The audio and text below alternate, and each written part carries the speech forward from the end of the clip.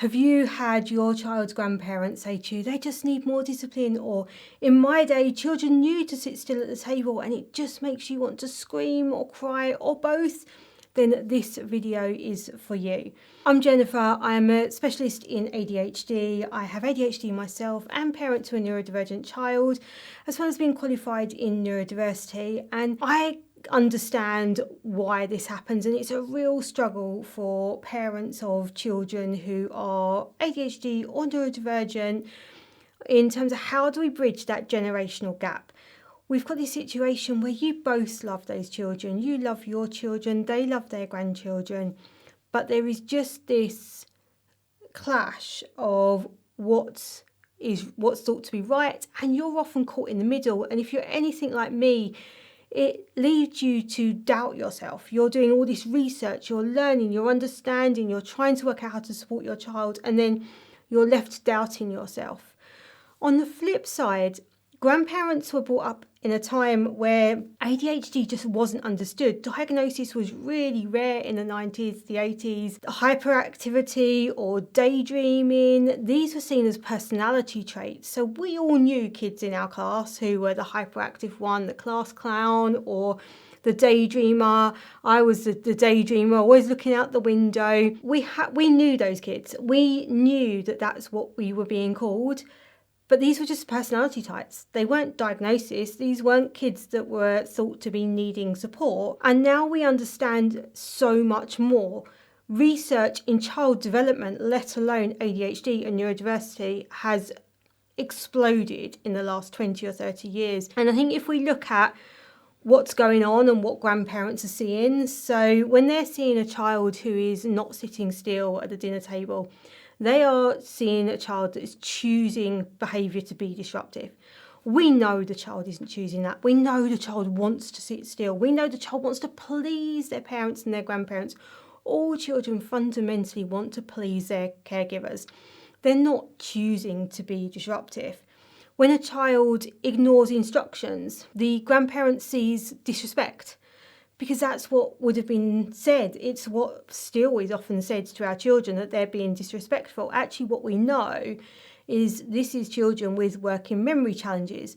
This is children who are struggling to be able to process those instructions, to hold those instructions in their memory and act upon those instructions.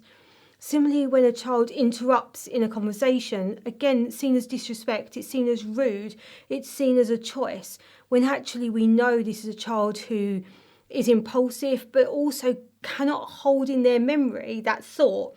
They can't wait for the end of the conversation, because by the time there's a gap in the conversation for them to speak, then they've forgotten what it is they were going to say. And also they can't process trying to work out where that gap is whilst trying to hold in their memory the thing they want to say. And grandparents will often see this as permissive parenting, because they were brought up in a time where parents were hard on their children, where parents did assume these behaviours were choices and presume that that just needed stricter discipline. Actually, what we know now is that that creates shame, that children who want to do well will do well when they can, and if they're not doing well, it means they can't, and therefore we're harming their self-esteem, we're harming their self-belief when we're just seeing these things as negatives all the time, as opposed to putting in place supports that enable them to do well. So look, if you are the grandparent watching this, your child needs you to know that this is not permissive parenting, far from it. Your child is dealing with a situation that is so different and unusual to the norm or what we expected, that they are having to reframe, rethink, relearn everything about parenting. And they're probably working really hard to do that, and probably exhausted also trying to look after and support your grandchild. So that this is what your adult child really wishes that you knew, and how you can help them and support them in this time. Firstly, believe them. Believe what they say. There is no reason not to believe what they say. There's certainly no reason not to trust a medical diagnosis. But we also know how hard it is to get a diagnosis, and that getting the diagnosis is in itself a privilege. So if there is no medical diagnosis, believe that this is what the parent is seeing, believe that this is what the parent is experiencing, and support your adult child in the way that they're supporting their child. See the strengths in your grandchild. So often our children are hearing negatives at school, out in public. They're hearing and seeing the eye rolls and the tuts and the negative comments all the time. They are being reminded all the time of what they are doing wrong, what they're phoning at, where they're letting people down. Research tells us that children with ADHD hear something like 20,000 more negative comments about themselves by the age of 10 than neurotypical children, and that's going to really harm a child's self-belief and make it even harder to do well. So find those strengths, spot them doing well, see that, give them praise, see in them the wonderful creativity or the strengths that they bring. See those strengths and make sure the child knows that you see those strengths. To children with ADHD, consistency from their caregivers is so important. Even if you don't agree with the way your child is raising their children, they are the parent and your role is to support them, and therefore being consistent, doing the things the way that the parent does it so that the child gets a consistent approach is really important. And that is where your child is also going to feel valued, and also much more likely to be open to you having conversations with them should you think there is a different way of doing it, and being able to have those conversations, because even those of us who have learned the things, we're going through the process, we're speaking to professionals, we're doing all the research, we are still learning, we're still open to those conversations, but those conversations have to come from a place of understanding the situation we are actually in right now, as opposed to some idealistic situation that we wish that we might have been in, and the child that we actually have in front of us, as opposed to some mythical sort of well-behaved child that we thought we would have. So some practical things as grandparents that you can do to support your grandchild and indeed your adult child. If you give one instruction at a time, that's going to really help. If your child struggles with working memory, then they are going to struggle to take on when you're giving them lots of instructions or lots of information. So give them one piece at a time, let them process it, let them deal with that piece, and then give them the next piece. Children with ADHD can get really overstimulated. They can find it exhausting being around visitors, not having things in their natural way. So keeping visits short, maybe visiting in their home rather than expecting them to come to you, so they've got their comfortable environment around them. It depends on the child, of course it does, but keeping visits in a way that suits your grandchild as opposed to what might be the ideal that you are hoping for. Accepting stimming and fidgeting as normal behaviours. For children with ADHD or autism, stimming is very, very common, which is repetitive movements or noises. Fidgeting, really common in children with ADHD. And if a child is fidgeting in front of you whilst you're talking to them, they may actually be listening more than they would be if they were trying to stand still and look like they're listening.